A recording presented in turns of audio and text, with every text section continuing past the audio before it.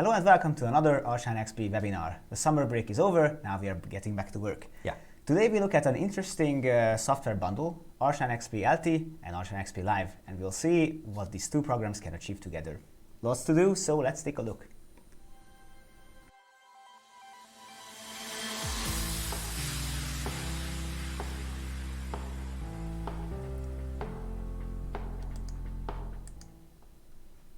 As always, I'm joined by my colleague, Mr. Illespa. Hi there. As I mentioned in the intro, we are going to look at two separate software products, ARCHLine.XP LT and ARCHLine.XP Live. Can you tell us in a couple of words what these things are? What are we going to look at today? With the ARCHLine.XP LT and Live combination, you can create all the architectural drawings, whatever the building structure you have, and whatever the size of the building you would like to design. You can create 3D model, of course, all the 2D documentation, the sections and the elevations.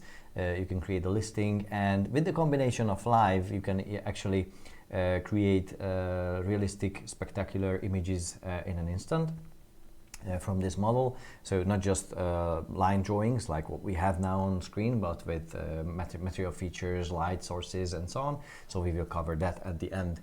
But the first, in the first half of the show, we will talk about how to process data, how to create something as a drawing, and how to turn that into a 3D BIM model, and how to work with that, creating all the drawings that you might need. So we will pretty much cover most of the features that LT has. So I think we can start with the drawing. Yes, that's right. So when it comes to ARCHLine.XP LT, we are talking about a complex architectural drawing CAD/BIM software. That means that all the regular projects that you do day by day, family houses, multi-story buildings, you will be able to handle with the CAD tools you already know. So we are going to work with multi-layered walls, parametric roofs, and floor structures. Yeah. So all the things that we are going to show you now is part of this package, and we are going to look at how to work this software, how to create something that you see on the screen. So what is the first stage? How do we get started even? So with this LT software, you can design all the building parts, all the multi-level structure, just as you can see here, from scratch, or you can work with several different file types. I think now we should talk about a little bit of how the LT is communicating with the external outer world, what sort of file formats we have. I think we even have a chart for that. So let me just fire up that real quick so that I can show you what kind of file formats we are. Just there. Just a second. So we mentioned that we are able to import and export many file formats. What does that mean even? With today we will work with the one of the most popular options is the AutoCAD DWG, DXF, DWF files. But as a BIM software, ARCHLine.XP ARCHLine.XP LT also communicates via IFC files and other formats. So you can not just import those drawings, but whenever you create the content that you designed or you further developed, you can actually export it to a third-party designer who will work on that project. ARCHLine.XP LT also communicates with other third-party softwares like, for example, SketchUp, 3D Studio. Also, you can connect it to third-party visualization solutions.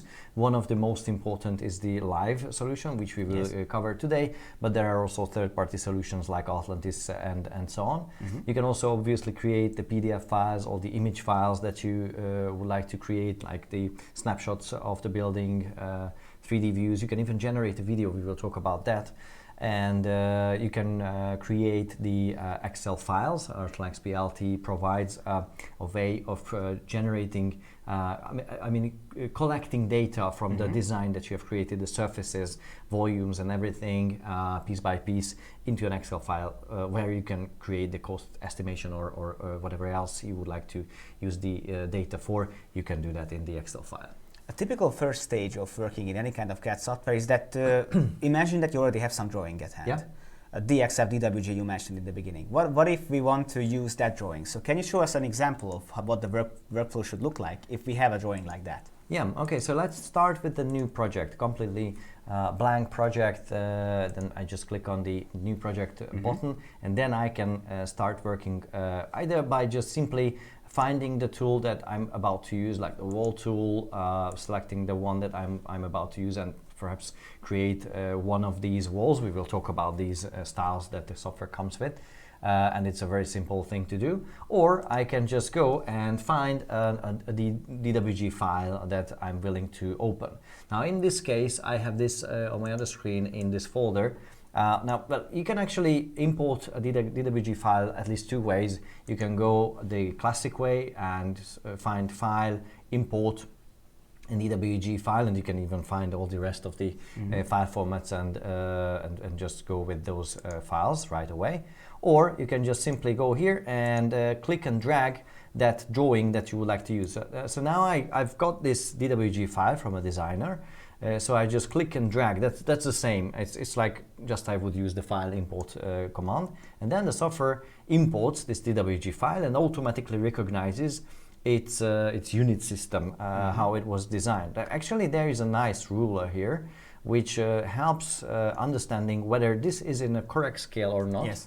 I think it's okay, but later actually we can change it. There's a scaling tool, but this is a very good estimation tool to determine whether it's correct or not. Notice that there are some German text in this plan. That's because we got this plan from one of our German users, and we thank him for providing us with the plans. Thank you very much. Yeah. So let's see what happens if we want to import this. Let's assume that this is okay. Yeah, okay. We hit OK, and then we'll see what happens. Well, in that case, when I hit another OK just to place it to the origin, I have this 2D drawing. Now, this is plain 2D. I have no 3D content. This should contain the 3D model once I have one, but I don't have it. So now I come to the point when I would like to model the walls, the doors, and the windows. And there are several dedicated tools in ARCHLine that you can use in the LT software to design the walls. I mean, recreate the walls, because those are just 2D symbols now. So to use that, to do that, you can go to the walls on DWG drawing first, and then just quickly go around and try to find the endpoints of this wall and the thickness. That's what I'm doing. So the first point, the second point, and the thickness. So this is what I go and repeat. And once I have these, I just hit escape to get rid of the command. And then I have this 3D content. Just a quick glimpse of how you can navigate in the 3D. You do everything with the mouse. You just zoom in, zoom out, and click and hold the mouse wheel, and this is how you pen it. So it's absolutely standard classic. And the same thing you can do in the 3D, but in this case now I don't see anything, so I just use a specific command, which is the fit to window, and that's with it's a double click with the wheel. So now I can see everything. Okay, so the model updates automatically. It's just we didn't have the correct viewport. What about the connection on the right hand side? You made the drawing recognize the walls, but the walls don't connect. So what do you do? Yes, actually this depends on where I click, and I can make a mistake. So I perhaps clicked here instead of here, and so it recognized the breakpoint here, which is absolutely correct.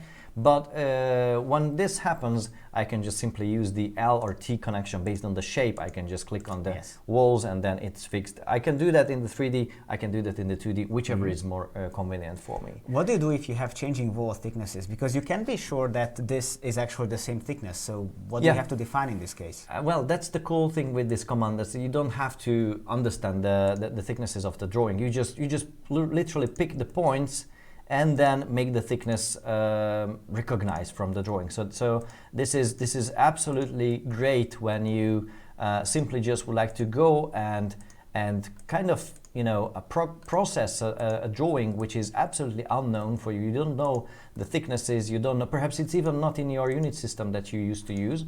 And then in that case, the software just simply goes around and based on your click points, it is trying to recognize the walls in this case. And then you can go back and fix the connection. At this point, you only need to get the wall layout right. That's right. Yeah. Another huge question, which might be pretty obvious, that we are working now with this single layer wall, but in this plan we have multiple layers. So that's right. What gives? What do we do? That's right. So let's just tilt this model a little bit. You can actually do this again many ways, but the most convenient is if you, the fastest way if you just hold and keep holding the shift and the mouse wheel like it's a button, and then you just move your mouse. So this is how you tilt the view of the 3D model. So now we can see it's a single layer. This is a conceptual wall for this otherwise multi-layered wall.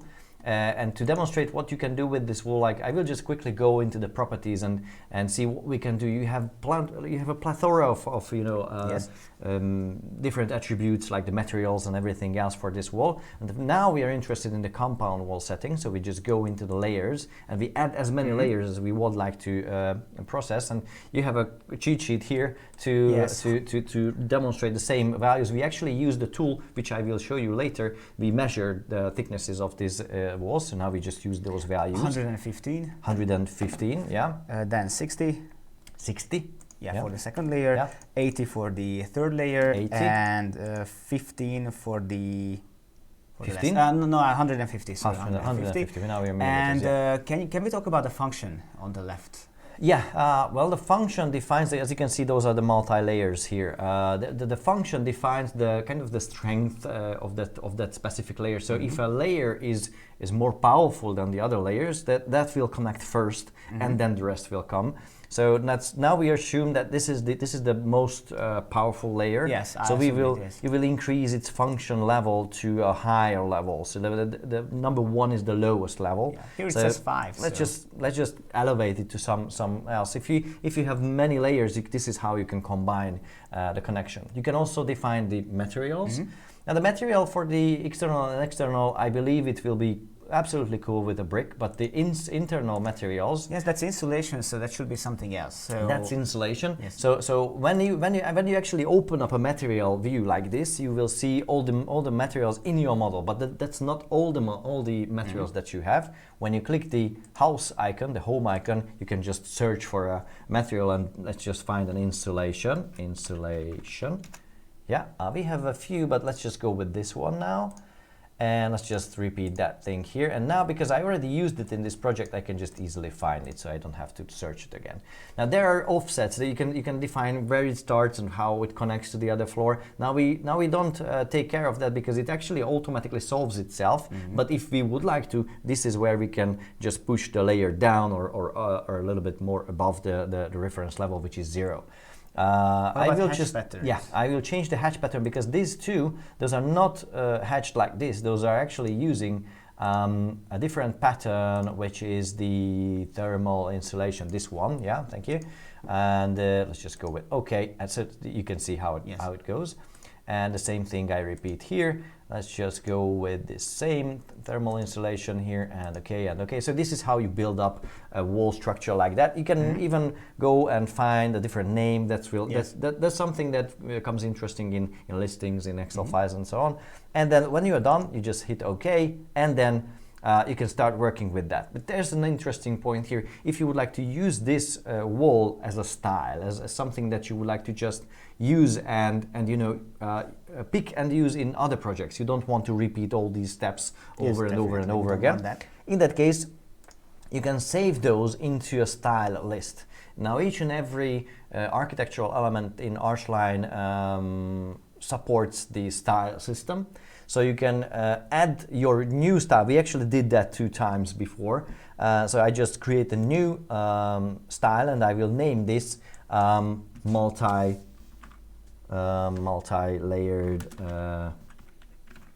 wall. And I don't know, it's around, what was 405. Yes. Okay, that will be the thickness. So this is how I name it. I can create subfolders and so on, but I don't take care of those now.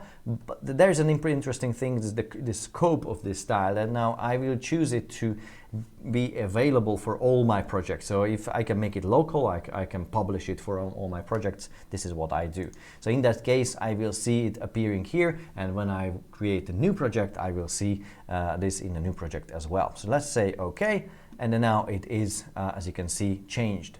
But still, the other walls are single layered. So how can you change them to multi-layered walls? Well, you can actually either apply the style for those, or there is a very popular tool which is quite similar to how you copy properties in Word, for example. You just select the item that you would like to use as a prototype, and then you click on this one, And then you can select whatever you would like to copy. Now I would like to copy all the properties, all the layers and everything else. So I don't disable anything here. And then I just click on the walls, this and this here. And then the software copies that over there. And I might need to check whether the connections are correct, but if those are correct, then I'm actually done. Before we proceed with other elements, slabs and staircases, the plan is getting pretty crowded. So how do we turn off things that we don't need? And I think this is the time that we should talk about layers. Well, yes, when you import something, especially when we talk about the DWG files, those are having a specific layer list in them. And this is what happens when you when we imported this DWG file. You remember it was named something like this. Yes. And when you click here, you can see all the layers that were originally in that DWG file. Yes. So the software already filters, creates a different filter group for all the layers that were originally part of the DWG drawing. So you won't get confused with all your own layers, which is actually in the use layers. Now we actually have one another, which is the load-bearing wall, because this is what we used before. Now when you start creating walls, those are automatically falling into the load-bearing wall layer, but you can actually determine that as well. So this is why we can see one other layer here. Actually, the software comes with thousands of, a few times 10 layers, around 50 or 60 default layers.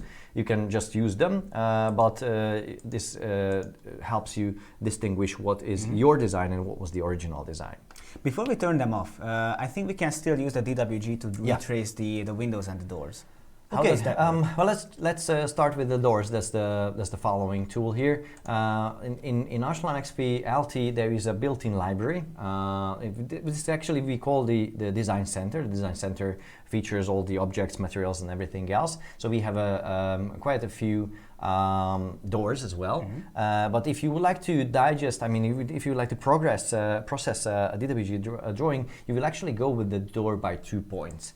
Because that is as simple as it goes. You just click on the first, the second point, and then you design the opening direction. And as you can see, now it's kind of off. So in this case, it's meaningful to select whether this is in a partition wall actually or somewhere else. So let me just undo that. So let's start again.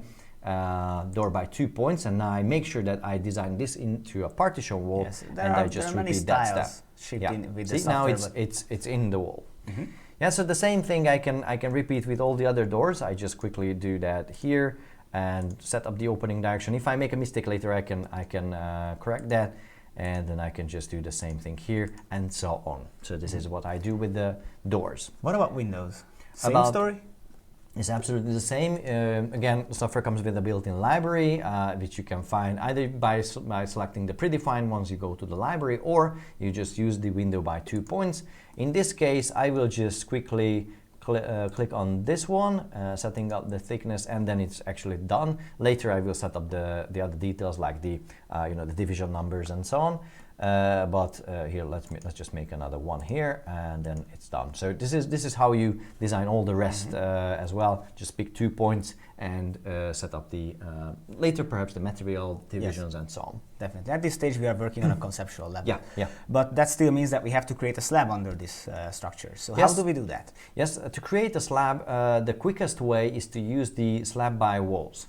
Now, in case of using the slab by walls tool, I will actually just select all the walls that I have created, like with a selection rectangle, and then I hit enter. So the software creates, recognizing the external contour of this design that I've created, it will actually create a slab under, and then I can just as in case of the walls, I can add layers, details to this layer, and then later when I create the section, it will actually be meaningful how it looks like. Are you able to manually place slabs? I'm thinking of maybe creating a patio over the terrace. Yeah, we actually have terraces here, which we cannot see the lines now here, but later in the later stage we will see how it looks like. So now I just quickly create that. In that case, you use the slab in sketch mode. What I do here, I just pick 2 points. I can use a value if I know the thickness, the width of this whole thing. Like, let's just make it, I believe it's around 5,100, so I just type that. So, and then I can just quickly follow the contour of this here, like that. And these are very well-known. Yes, very well-known CAD practices you're using with all the nodes and the snap. Yeah, there's just one thing that I would like to customize here, and it's the material. It's obviously not a pocket material here, so I just select it. And here at the left-hand side, whenever you select something in LT, you will see the properties at the left-hand side, the main properties. Not all the properties, but the most important ones. And then you can just, for example, change the materials. I just link the materials to be the same, and then I change them to something like a concrete. Let's just find a concrete material here. I will go with this one, I like that.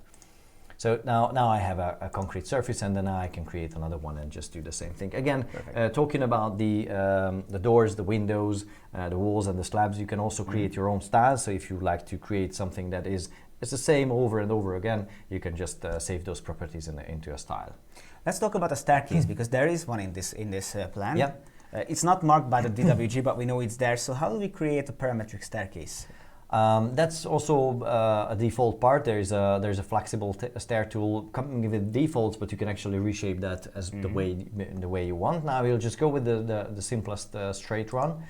Just select the starting point. Again, I can refer to an existing point to snap it there, or I can just select a thickness, I mean a distance from the other wall. Now I just go and find the way down to this corner point. But now if I create this, it's on the wrong side. So in this case, whenever you design a staircase or a wall, you have an option on the right hand side. These are some sort of options that I can select here, and now I can just go to the right side and then pick those 2 points. So now it's falling to the other side of this inclination of the stair. So this is what I do. Now I actually already have a default staircase with a default height and default settings, but I can go there, select it, and use this pencil to customize it, to find another ergonomical set, for example, taking the floor height. Now in ARCHLine.XP, the default floor height from floor to the other floor is 3000 millimeters, but you can actually customize it. We will talk about that soon.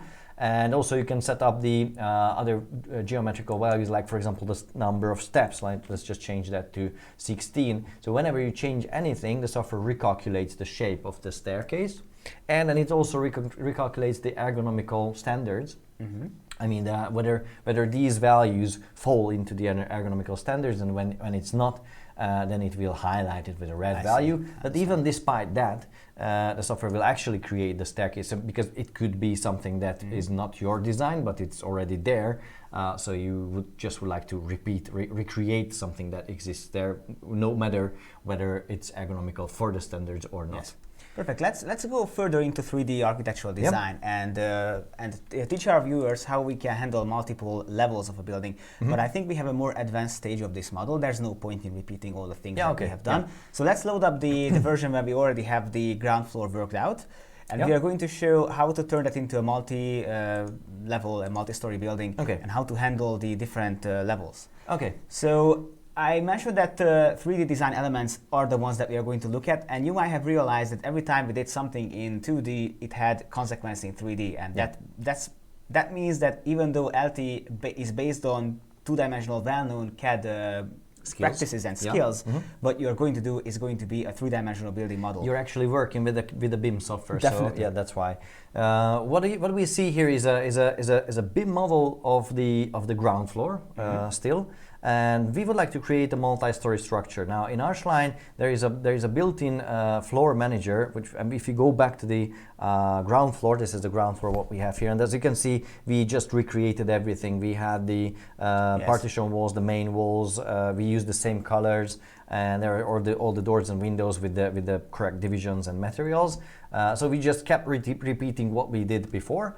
And now we would like to make a second floor. I mean the one above the ground floor. So if you would like to do that, we just use this one. This is in German. This means the ground floor. If you click here, we can see the ground floor, the first floor, the roof floor, and there is a basement floor as well. Now, actually, ARCHLine by default creates all these floors, not with these same names, but you can rename them, and you can also set up the elevations and their heights. By default, these are all 3 meters, but as we did here, you can just customize what's the difference between floor to floor. This is what you do here.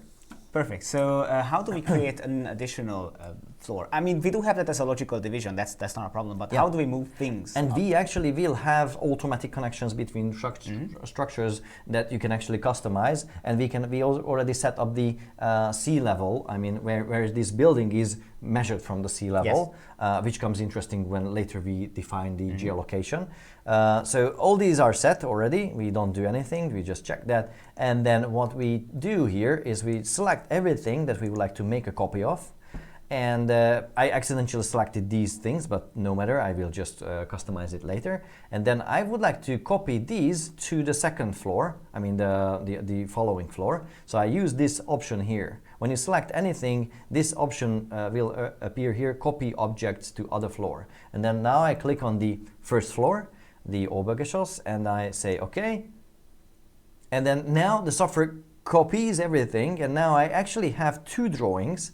I have the first floor, and when I go down, I use these two buttons to navigate one level below, and that's the ground floor. So now I have the ground floor and I have the first floor. And I customize the first floor because, for example, I just would like to click here, move the node, and customize this to make it to be a balcony, for example. Yes, it's going to be a balcony. Or I can just erase that if I fancy that. And also the division wall between the two balconies, we don't need that. So there's a couple of things you could fine tune. Obviously, you could go ahead and draw the first floor again from scratch, but usually it's easier to just copy up what you have. Most of the time this is the simplest solution, because simply the building at least repeats the load-bearing parts. Yes. Perhaps the partition walls are at a different location and the doors, but the most interesting important parts are repeating themselves. So you just make a copy and then customize it. It's the fastest solution. Can we look at the staircase just for a second? Because what I want to see is how do we make sure that we can get from one level to the other? How do we create a hole or a recess in a slab? Yeah, okay. I again use the shift and the mouse wheel, and I rotate it. So now what we see here, and what you wanted to highlight, is that now we need a cut in the ceiling that we have. I mean, it's actually a slab. And to do that, we can actually instruct the staircase to cut the slab above it by simply navigating to the ground floor, which is this staircase's floor. I just go there, and then I just click on the staircase that I designed, and I select the cut slabs above the stair, and see what happens on the left-hand side in the 3D. When I do that, it automatically cuts the slab. You can change the shape of this cut. You can even design a cut by yourself, which we will do later with the roof. That's the same applies here with the slabs, but this is an automatic solution for quick design when you would like to just go to the minimal first and then customize that later. Because that's essentially what LT is doing. It tries to automate these things for you, so you don't have to manually. I think it's very handy to have something like that. Yeah. Let's go for the third stage when we are going to insert the roof. Obviously, we still need to have one floor, so now we are just going to load up another stage when we have that figured out, and then we look at how to create a parametric roof. Again, you could be doing this on a two-dimensional documentation stage as well, but if you create it as a three-dimensional model, it does much more than that. It will be much more accurate, and you can update it as you go. So now we have the roof floor ready. So all it needs is to have a nice roof plane on it. So how do we do that? And I think this is a good place to highlight what you can do with the slab. For example, here, as you can see, there's the detail structure. That's how detailed that you can set up a slab if you go and use the same tools in the slab layers and the beams and everything else. So that's exactly the same with the doors. I mean the walls and the slabs. Okay, so now I have this here, and here we would like to create a roof on top of it, and I will use this roof, I mean the floor, which is called the roof level. Now in this roof level, I will need your help again. Yes, I have the numbers here, so don't worry. Yeah. We actually recreate something that is already existing, so we know the values, the inclination and everything else. So what we do is we go to the roof and use the old roof. Now actually there are specific roof shapes that you can just go and pick and use them right away. If you would like to create a mansard, do it. That's it over there. You would like to create a jerking head roof, you just go with that. But the most basic roof definition tool is the old roof, which actually allows you to select the whole floor and use that as a basis, or you can actually go and use, for example, a rectangle designer, and you just pick the points manually. So whichever option you go with, you will end up with a shape. Now in my case, it's a rectangle, and on top of that shape, the software automatically drafts a roof.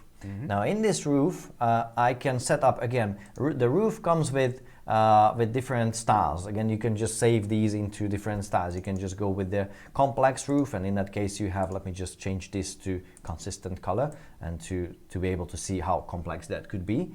And you can even customize every other detail. But now I would like to go with the conceptual design, so I will just go with a simple roof. Which has no detail like that. Later I can make it detailed. And now I just would like to set up the, first let's just set up the materials. Now all the materials that I would like to change here is kind of a gray. Yes, so it's something grayish. So instead of this one, I will go and again, just try to find something gray.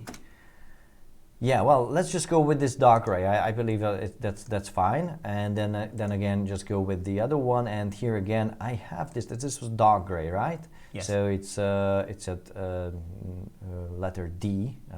It's C and dark gray. That's it. Okay, so let's go with that. Now, if I click on update, then I see the changes. So sometimes the software is not automatically making the changes. Sometimes you need to click on the update button.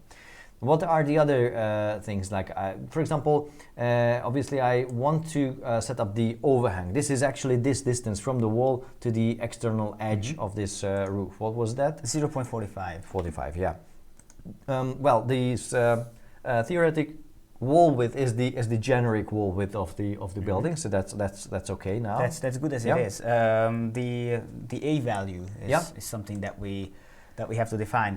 What does the A stand for? As you can see here, you can define where the roof starts. Where is the top of that wall where you would like to make this whole roof structure sit on top of it. So you can just design that. You can even design the highest point of this roof and so on. So these are the values, the vertical values, which you can use to define the roof itself. It shall be 0.8. We know this. It was 0.8. Yeah, let's just go right. with 0.8.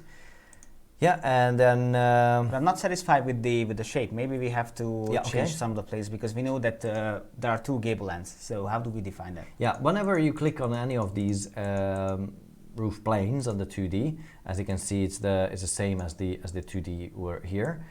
So you can just turn them into any sort of ending, like a gable end.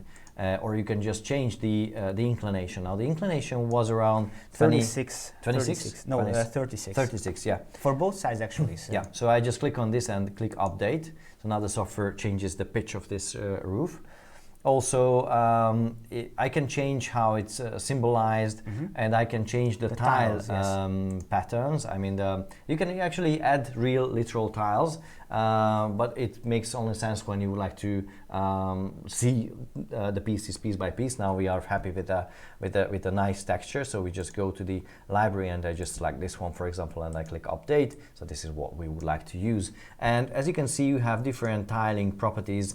I will just go and select different tiles for the ridge and the valley and the basic roof shape. So I'm happy with this. Are you able to save this as a style as well? Of course, yeah. In the right hand side, as you can see, I already used them, and using the same method, I can just click on new and I can create my own style, or I can just use it as it is. I don't have to save it as a style, but it's a great option to enhance my the speed of and the efficiency of my work for later. Yeah. Okay. How do we place this? Okay. So let's just place it. Let's just say okay, and then now the software creates it. And there is one interesting thing when you work with a BIM software like this. There is an option to make the whole structure be connected. Now, actually, the walls and the roof is not connected, and it's actually based on one single setting that I wanted to show you, and it's in the roof cut. There's a projection and cut setting, and now if I set it to all the floors, then in that case, ARCHLine cuts whatever wall it finds, wherever it comes from, whether it comes from the street level or the roof level or whichever level, it will make automatically a connection with it when I hit OK and I rebuild the 3D. That's an interesting feature here. Now ARCHLine is making a 3D update, which I do now from the 2D, transactional. That means you don't always have to wait for the 3D being updated, but once you want to update, you just click here and then the software make it automatically. So this is, I believe, it's efficient even on a medium-sized project when you would like to have to, when you don't want to wait for, I don't know, even seconds for these updates. It's all about saving time. One question that comes up, if you look at the floor plan, you see that there are holes and there are recesses in this, roof plane. How do we add these holes? Well, let's just start with the hole first. Now we are on the same side, and here actually I would like to make a cut into the roof to be able to access this balcony here. To be able to do that, I use the local menu, the context menu of an item. Each and every time you would like to reach the context menu of an item, to be able to understand what you can do with that item, you first select it and then you click on this one. This shows all the things that you can do with this specific item, and then you can find, for example, here the hole and create hole command, and then you can just go and find and select the contour. I mean, actually now I'm just literally drawing a rectangular contour here to design the shape of this cut in the roof, and when I'm done I just hit enter, and then it cuts the whole thing in the perimeter of my rectangular drawing. That's right, perfect. But on the other side we have roof windows, I think, and also we have another recess that we have to add there. I almost forgot about it. It's not really a hole; it's more like reaching in cutout. Yeah. So how do we create that? I could do that with the hole as well, to create a hole cutting through the edges, or I can show you another method which is actually available for all the items that you see a contour of, and that is to adding edges, to insert nodes. This is what you do then. You just insert a node here. Let me just highlight that point over there, and then I just do the same thing on the right hand side. I click here, insert a node.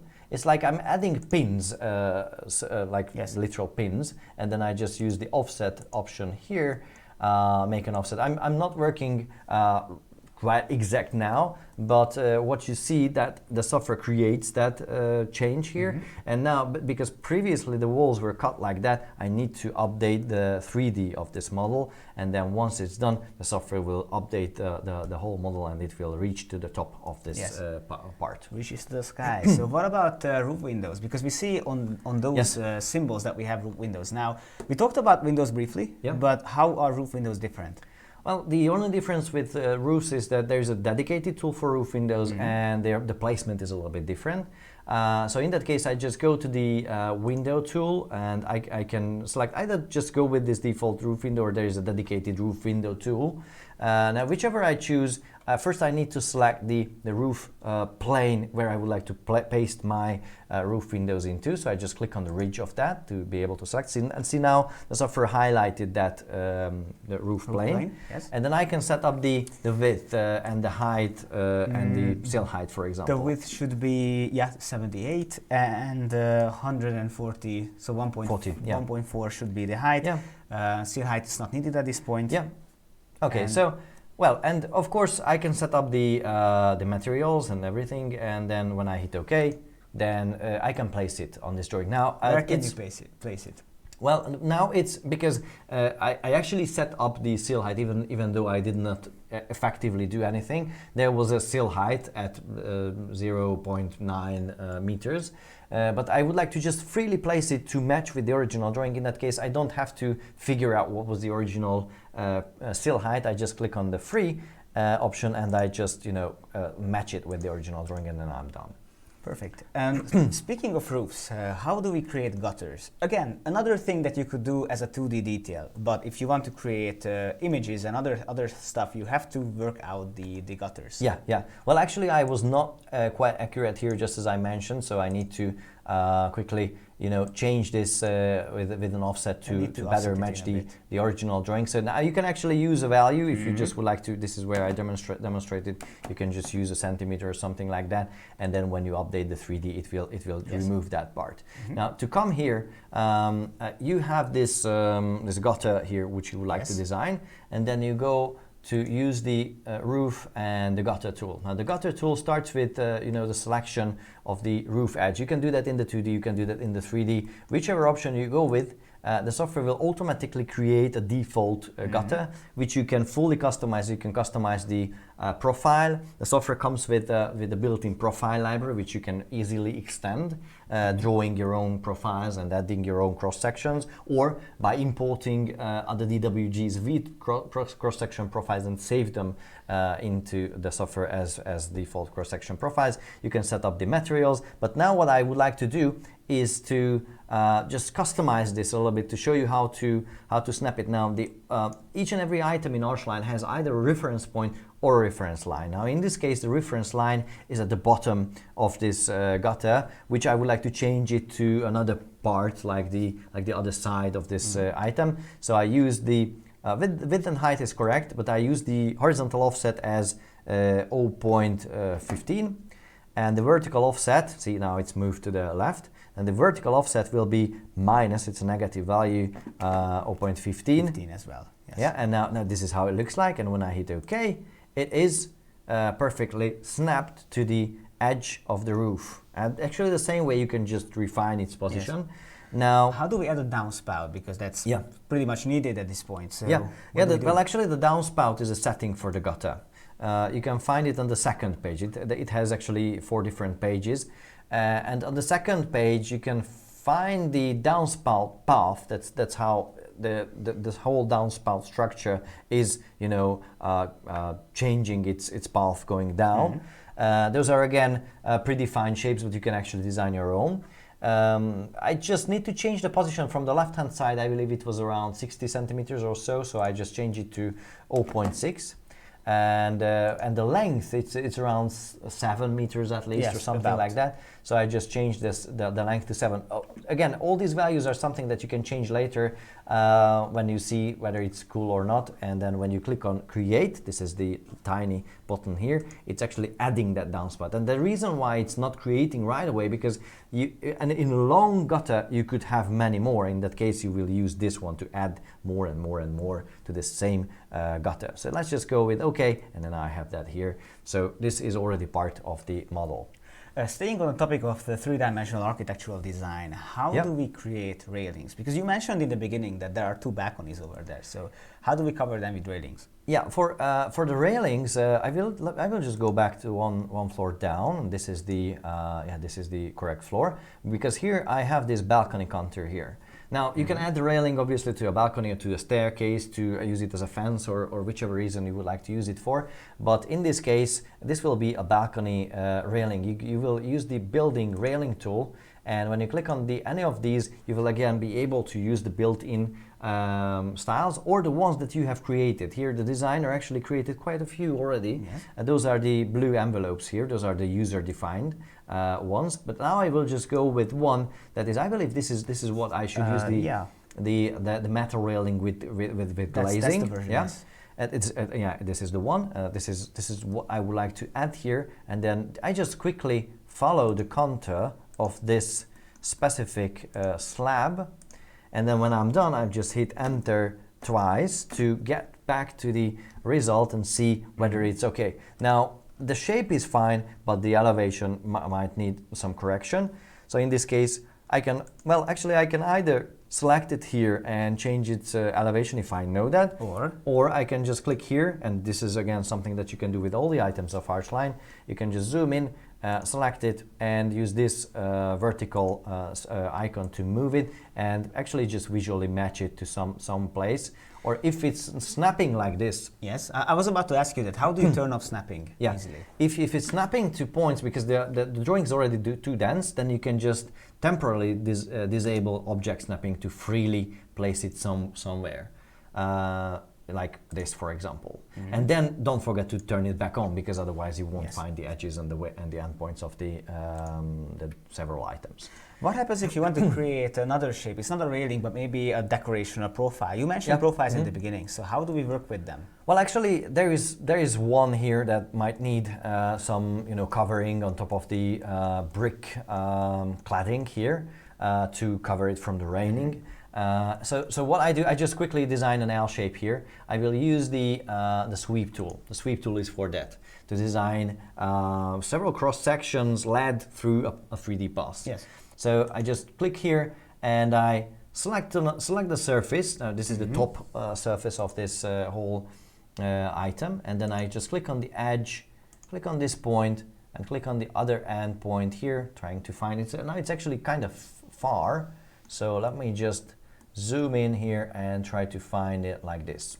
Yeah. So now I won't do this around, I just hit enter, and then you can see the idea that now the software recognizes the shape that I have created. That's the red line, that's the path. You can set up the cross section, you can again go with several different cross sections. You can change the width, you can change the height. Let's just change that to something smaller.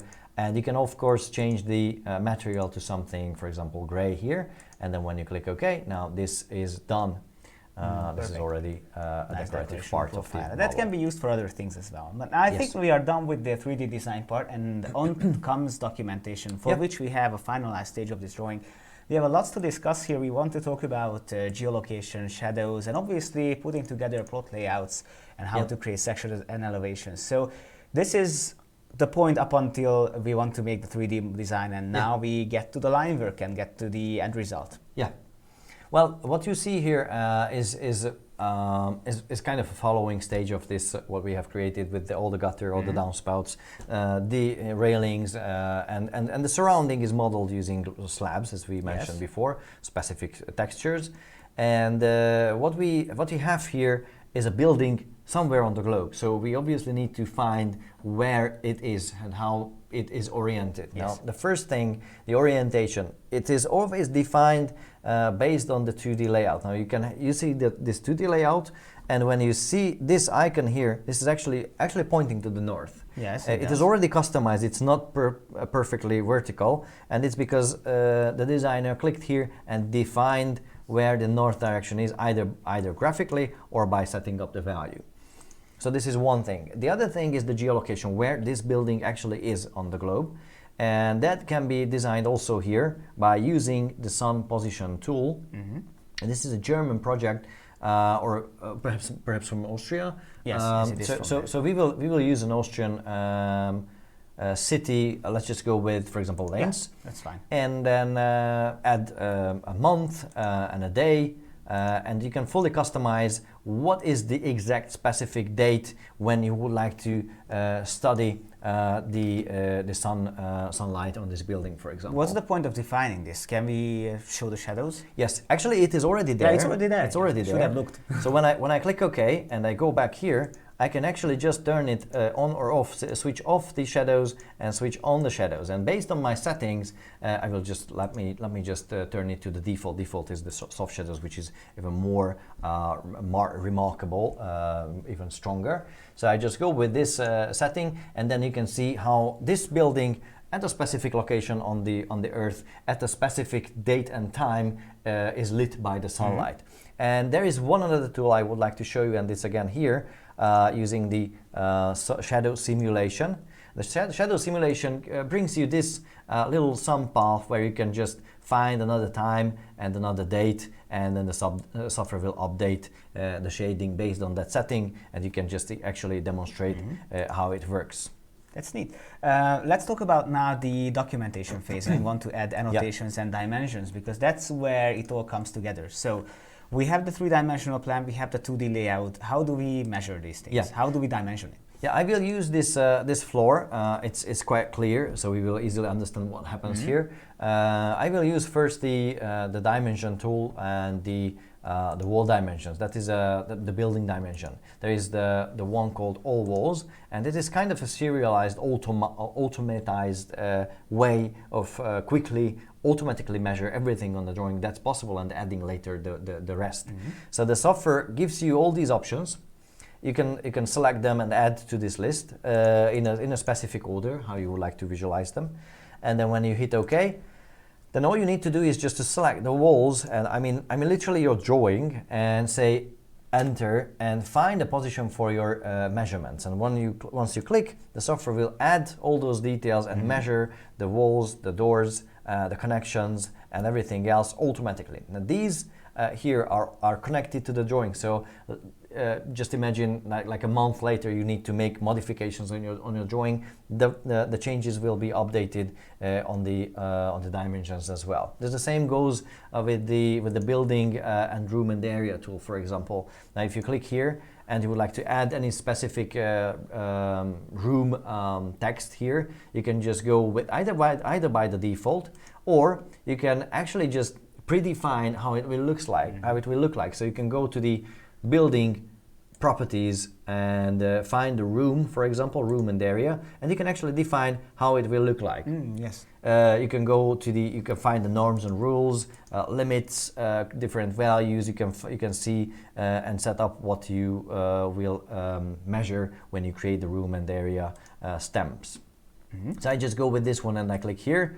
So I have room 1, room 2, room 3, and so on. And later I will just rename them because now I didn't use these values here. I just click here and I say, for example, this is instead of a simple room, it is an office. Yes. Can we put in any annotations and labels? Yes, we can do. That is in the drafting tool. There's, for example, text, and we can add, like, for example, if there's a pavement, maybe. Okay. Let's name it pavement. And well, in this case, I believe that's on another level. Yeah, let's just go back down here. And for example, here I would like to add that and say, okay, text placement, pavement. Okay, and then I just place it here. And this command, just as the rest of the commands, usually it's keep repeating itself until I just not terminate it and I say, okay, cancel. I just would like to do with work with something else. Let's carry on with documentation and see how we can create sections and elevations. Yep. Okay. Now starting with sections. Yeah. Okay. Let's start with the section. It's in the documentation, and there is the section tool. Now there are several different section options. We will go with the architectural section first, and that's the define section tool. And with the define section, you can actually define how the section line looks like, how the symbols look like, and an important thing, you can also set up whether you would like to create a kind of a conceptual section without hatching, or you would like to create already a final architectural section with all the hatches with the material, the representation of the layers, for example. I will go with that. I will just go with the defaults, and I say okay, and then I just quickly. Let me just quickly create a straight section line. You can obviously actually create non-straight broken section lines as well. So let's just view it from the left-hand side, and yes, create a section. And then now you will see that well, for example, here the slabs are not detailed yet, but the walls are already having those details, and all the connections and the connections between the doors and windows are represented well. And when I would like to add some text or measurements or everything else, I will just create this content and develop it into a final version of this section. What makes these sections unlike line drawings? What are the differences? Well, the most important thing here is that the default section in ARCHLine is linked. That means it is dynamically generated from the original content. Yes, you can even see that the door is highlighted. Yeah, on the see now, if I just click here or I click here, it is highlighted here. So now the software understands which symbol here on the section is the original drawing. If you change the drawing, it will change the section. If you change the section, it will change the drawing. Now, this is something that you can change later on if you would like to kind of explode it into a 2D drawing. We won't cover that part now, but it is something that you can obviously do with the content. And the same thing happens when you would like to create something like an elevation. The elevation is again a good example to dynamic drawings. Now let's just create a southern elevation. Now we will look to the building from this part. How do you generate them? There is a project navigator at the right hand side. We didn't really use that before. It is actually there continuously, and you have all the drawings here appearing. And when you click on the elevation, south elevation, the software, just as in case of the section, it will generate the view from that viewpoint, and it will create again a dynamic content. This is still the railing, this is still the door, the wall, and everything else. So when you change the original content, this is also updating itself. So how do we put it all together onto a layout, for example? to a layout, you can actually prepare a plot layout. Here in the documentation, the third option is to prepare the plot layout. The plot layout is actually a virtual paper that when you click on the prepare plot layout tool, you can define. You can say that, for example, the page I'm willing to create is an A3 page. It's a landscape page. I can even add my own stamps with my own texts and so on. I won't do that because this designer has his own specific stamp. So I click OK, and then the software creates an empty page. And on this empty page, I can click and drag whichever drawing I would like to represent from the project navigator. So let's just start, for example, with the ground floor. You can just click and drag and release, and then you can set the scaling of this drawing. Let's just go with 1:100.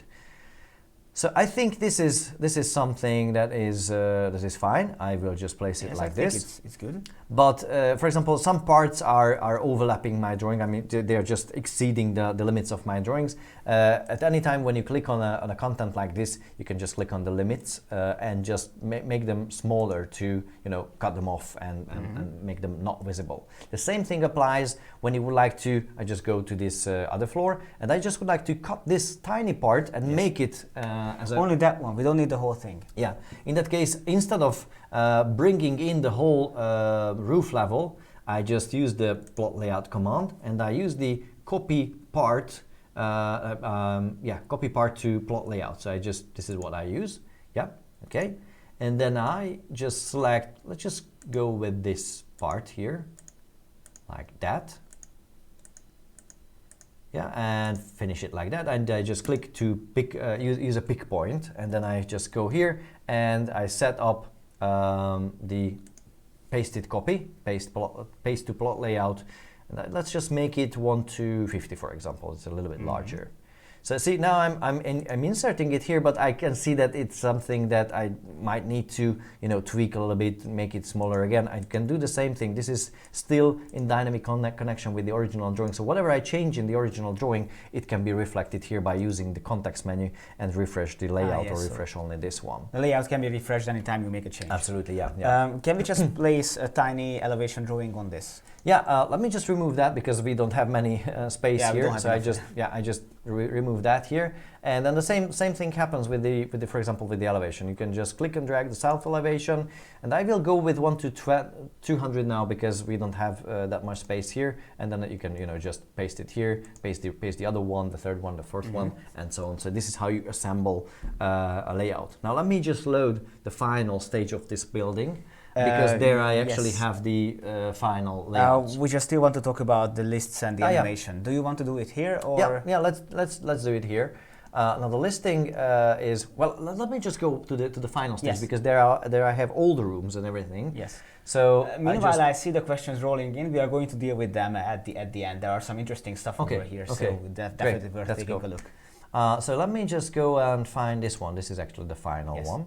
I'm just opening that, and here I actually have a plot layout. A series of plot layouts already assembled, and I will use that. But before I will actually open up and create a quantity takeoff using an Excel list. And the animation path, don't forget about that one. Yes, the animation path. So that's the finalized end result. Now, obviously, we already have some objects in it, which we haven't covered, but that's just the final detailing. Yes.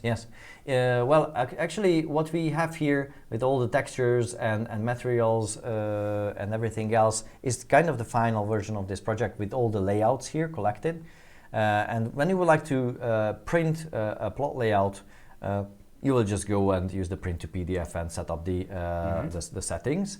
I'm printing the 3D image, so I just go here and I just use the print to PDF, and I just select what part I would like to copy and in what sort of scaling and in what file. I actually did that already before, so I won't do that again. I will use the final result. But coming back to the previous issue, what you wanted to cover is the listing. Yes. So I'm going back to the 2D. And from the 2D, I will generate the quantity takeoff in an Excel list. This Excel list will be, for example, of the rooms. And then, the software is actually kindly offering updating the rooms, because from the last time when I designed this, when I updated all the content, maybe something has changed. So the software makes sure that everything is up to date, everything, and all the rooms are correct and reflecting the changes. Perhaps the partition wall was moved, or something else changed. That might happen. So now the software generates this list. And this list will actually appear, perhaps it will appear on the other screen, but we will open it up here. Yes, no, I'm just looking at the questions in the meantime too. So now it's collecting that information, and then actually the same way you can collect information of walls, doors, windows, and everything else. Let me just save this to room and area number 3, for example, and then the software opens it up in an Excel. Yes, we have 2 monitors, so it might have open up. No, it's opening up. It's opening here. So let's just close this and see what we see here. For the first is the kind of a summary page. The summary page is with all the calculations and summary of the different levels with the different rooms. There's the space information calculation, combined list details, and so on. So you can see different pages appearing here with different information. So you can use this for your own calculations, either area or painting or for example, tiling surfaces, or just literally building up the whole building to make the calculation for that. Perfect. Let's go back to the model and talk about animation paths. Okay. And another interesting thing, which is render styles, because now we are getting closer and closer to the end result, which is the communication with ARCHLine.XP Live. Yes, on its own, ARCHLine.XP LT will generate a visual like this. Yes. You will be able to set up all the textures, you will be able to set up all the surfaces, the shapes, and everything, even the sunlight you can set up. So what you get here is a textured, shaded 3D model that you can publish to your clients. If you would like to step a little bit further to go beyond this quality, you can actually, right inside LT, you can set up something that we call the render styles. Now let's just see one simple example to that. Render style for a wall tells that this surface is actually a wall. So what that means, if I go and find this material, I can see that this material has this pattern, and it actually is a wall render style. Now, what are the render styles? There's a quite long list of render styles. Render styles are actually part of the software as material types that you can set up.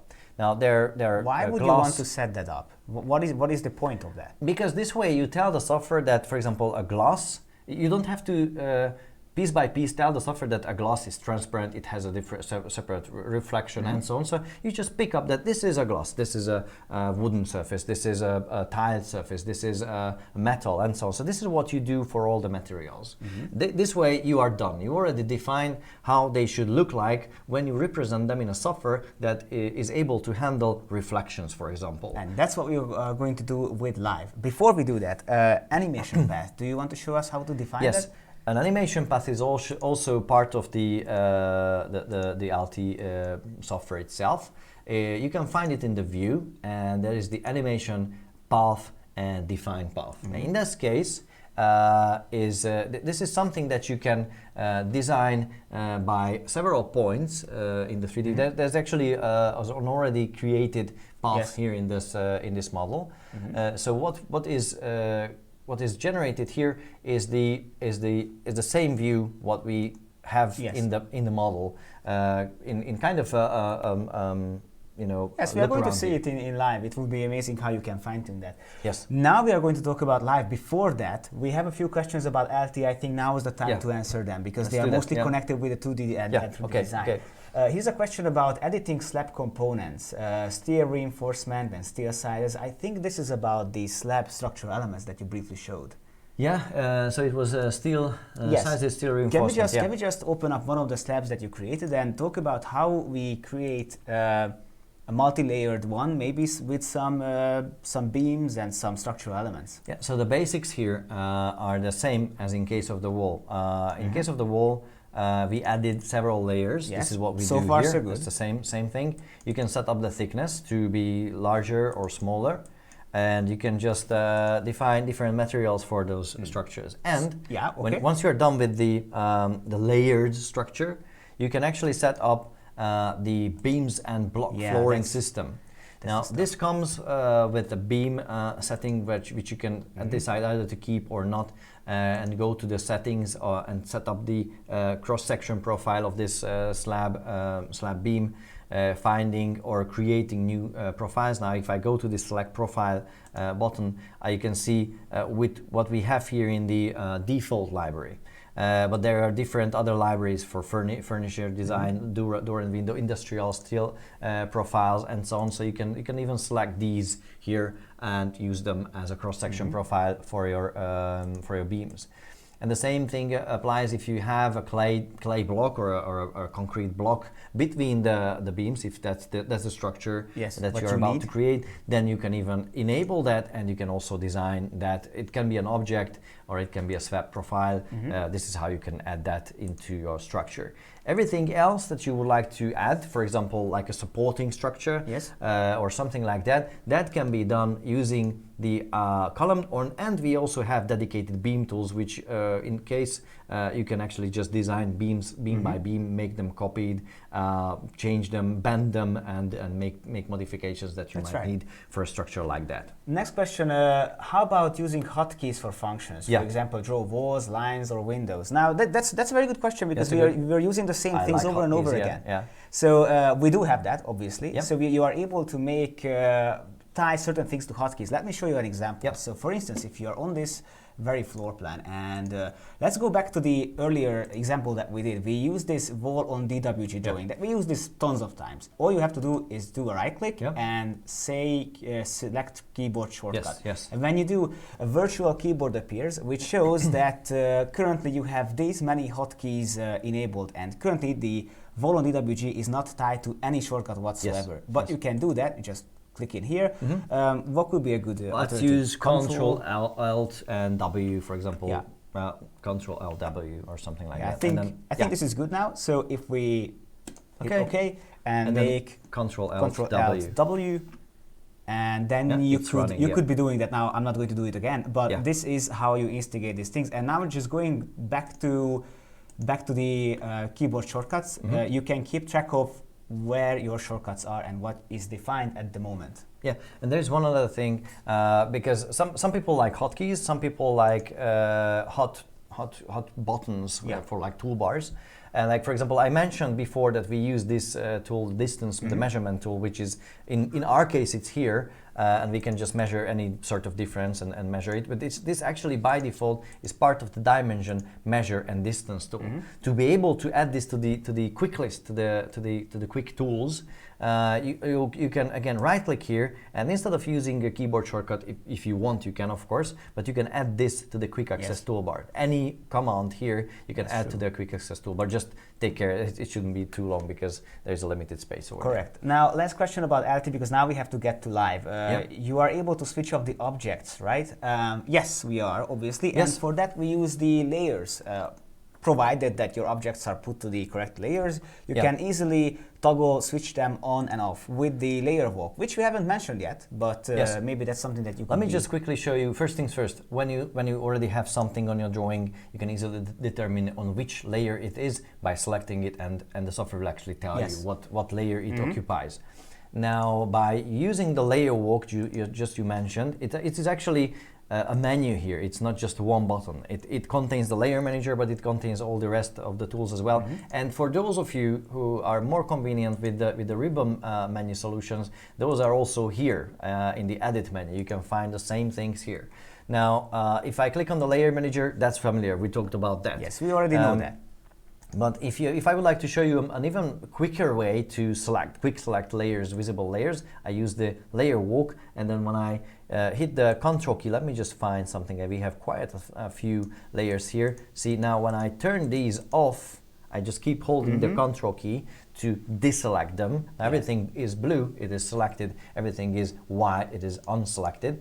So if I go just through these, see, now things are disappearing here because now I'm disabling the layers of those. Now this is a quick way to disable layers, and if you disable layers and you rebuild the 3D, the 3D will be also updated based on the 2D. So if the 2D contains no car and you update the 3D won't contain a car at all also. You promised that you're going to show us the finalized documentation for this project. So let's take a look at it, and then let's move on to live. So how does the end result look like? Let's go to the other. Yeah, sorry, it was in the other screen. Oh, that's fine. So it is. I actually created several PDFs of this layout. So we have the floor plan. We have the Dachgeschoss, the roof floor, the sections. That's right. And all the stamps are there. The material legends, the details, the shadowed elevation drawings. It's all there. Yeah, so all these are collected in my case here.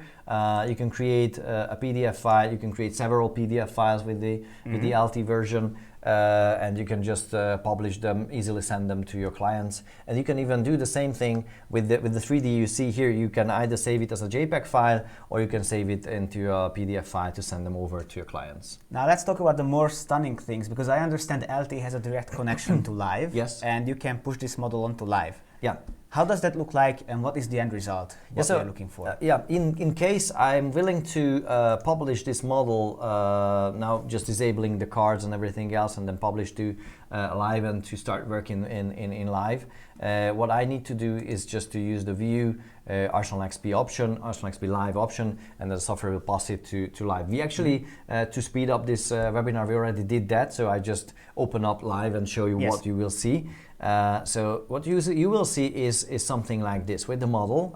Just as I mentioned, I removed the car before and all the rest of the details to show you how you can do the same thing in live. What you see, first things first, when you do that, the software processes the data, passes it to live, and it automatically generates all the views from the model that you have saved in ARCHLine.XP LT already using the perspective views. What do you mean it generates? So what do I have to do to make the images? So what you have here, you don't need to do anything. The software already created these images, and those are on your computer as literal physical files. So what you have here is all the JPEG or PNG files saved on your computer. You can just send them over. These are the final versions, but the same thing happens with these files. Let me just quickly show you an example. When the software opens this up and you have this view, it actually takes a photograph, which I do manually now, and when I go to see the first view, this is what you will automatically get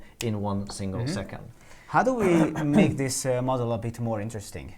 To detail this model, you can first thing. Let's just go with the familiar things first. Views. You can set up a view. You can erase a view. You can rename a view. To add details, you have the navigator. It's quite similar to the design center of ARCHLine. In the navigator, you can find materials. You can find several objects. If I just go to the objects, for example, I can add a car. I can find a detailed car. I can just click and drag here, and then I just zoom it. I select it, and I hit the F for focus. So I focus on this object, and I can just either move it or use these translators to navigate, rotate, or move it to someplace else easily and neat.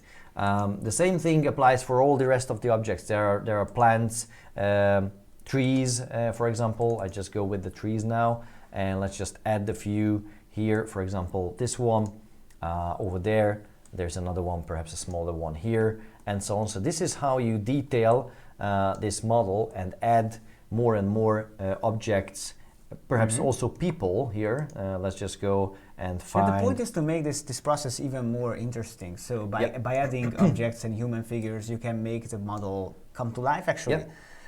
What my question is, how do we make this? First of all, how do we make this lighter? We specified the sun location in the CAD software LT, but how can we fine-tune that? Well, it's actually the same way. You just select the proper tab, the edit sunlight, and then you just set up the sunlight, or I mean the date and time, and that's how you do it. It's actually automatically happening in real time. And then if you like to take a snapshot from here, you can just go back to the snapshot page and do that. And talking about that, we mentioned the animation. Yes. Now the animation is something that is here. Now, just as I mentioned, we already have an animation in this project. So what we see here is this one. You can play it and you can even save it. It would take a few minutes here now, so I won't save it as an animation video now, but it is something that you can just click here and create as an AVI file, as a video file. So the idea, just to sum it up, you create the CAD model in LT, you specify, you detail it, you make the documentation. Yes. Then you give this model over to live. Yes. There you do two kinds of output formats, the images and the animations. Yes. And yes. you can now wrap up this whole thing and send it to your clients as a whole model documentation. Yes, and one other thing, and even if I wouldn't be able to create the animation because I don't know where it is or how I can do that, I can do one or any amount in live as well. So if I just go here and I click here, I can add manually a view like this. Yes. And then I can just move the camera. Update this to see the proper view. See, like it now it's matching, and then I just move it here. Add another one, see it has a different timestamp, then add another one, and so on, keep going on, and then I already have another animation which is panning through the street. Yes, and then I can save fast, this. Actually, can we slow this in down? this case, I just change the time. Let's just make it 6 seconds. Yeah, enter, and then now it's longer. So let's just go back and play it. Perfect. So that's the end result that we are looking for. Obviously, you can fine-tune this a bit more, and for that we have a few inspirational renders prepared for you that we can show you what our clients are doing, right? Yeah, and let me open the final version of this one just to show what is done with this model. And this was the final version with all the trees, all the curtains and people on the street, yes, and everything else. So this is how it looks like with different representation, different views. Can we look at the slides over here? Yes. Please help me. Yeah, just a second. I just have to, because we have a couple of amazing images that were sent to us by our clients, and I think that's definitely something worth taking a look at. This one is I understand it's a winery coming from Germany. One of our clients was kindly enough to send this to us, and this is actually another version of the projects that we have just been working on from the same architect, and that's a project that we did quite a while ago with some webinars that you might recognize. That's an office complex in Berlin. I think that's the same office. It's the lobby, and I think we have an image from the outside. Yeah, that's the outside. It's the Ottobock Science Center close to the Brandenburg Gate. Yeah, and I think we have a few more. Maybe we have some internal renders as well. Yeah, here's another one. I think this is another interesting building, because this one was made. The project was made using the software for interior design purposes. Yeah, again, a larger building coming from Germany. So quite a range we have for live, and you see instantly from these images what the strong points are, that you can use vegetation, you can use human figures to make the model even more interesting. That's right. Yeah. So that's actually what I wanted to cover today, the collaboration between the two software products. In LT, you create architectural drawings and models, and in live, you make it something like this. Yeah. What happens next week is that for the next show, we are going to talk about doors and windows and everything connected to them. So if you want to know how to create customized openings, then that's the time to join in. Thank you very much for the questions. They are always making the show a bit more relevant. And let's go on to next week when we meet again, same time, Wednesday, 3 p.m. Central European time, and we talk about doors and windows and other fun stuff. Thank you very much for your help. See you next time. See you. Goodbye.